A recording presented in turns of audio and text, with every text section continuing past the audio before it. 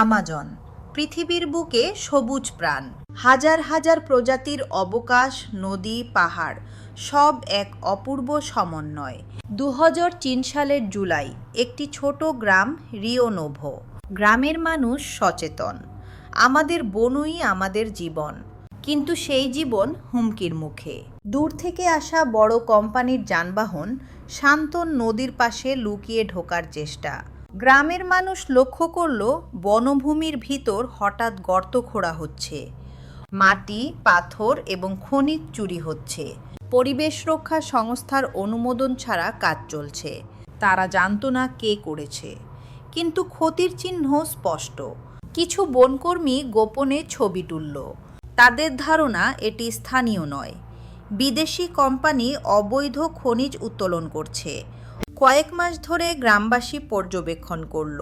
রাতের অন্ধকারে ট্রাক আসে, পাথর, সোনা এবং অন্যান্য খনিজ বের হয়। বনাঞ্চল ধ্বংস হয়, নদীর জল দূষিত হয়। কিন্তু কেউ পুলিশ বা প্রশাসনের কাছে অভিযোগ দিতে সাহস পায়নি, কারণ অনেকেই ভয় পায় বিদেশি গোষ্ঠীর শক্তি ও ক্ষমতা। পরিস্থিতি গুরুতর হয়ে গেলে একটি আন্তর্জাতিক পরিবেশ সংস্থা গ্রিন আর্থ ইন্টারন্যাশনাল গ্রামে আসে। তারা জানায়, এটি শুধুই বন ক্ষতি নয়, এটি পরিবেশ, জনগণ এবং জলবায়ুর বিরুদ্ধে একটি আন্তর্জাতিক অপরাধ। তদন্ত শুরু হয়, গোপন খনির মালিকদের চিহ্নিত করা, কোম্পানির অনুমোদন এবং প্রমাণ যাচাই, বনাঞ্চল পুনঃস্থাপনের জন্য পরিকল্পনা। কিন্তু বাস্তবতা কঠিন, অনেক সময় প্রমাণ মিলছে না। গ্রামের মানুষ অব্যাহতভাবে হুমকির মুখে।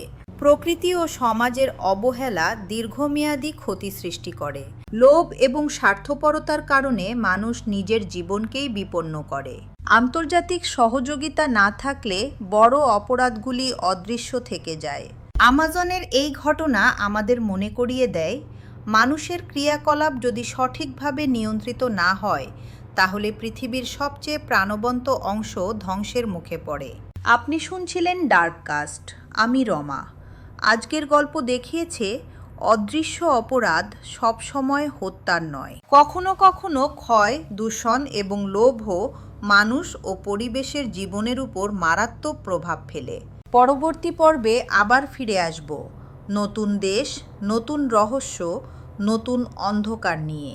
ততদিন নিজের চারপাশের সত্যকে চোখে রাখুন, কারণ সবচেয়ে নীরব অপরাধও একদিন আলো পাবেই।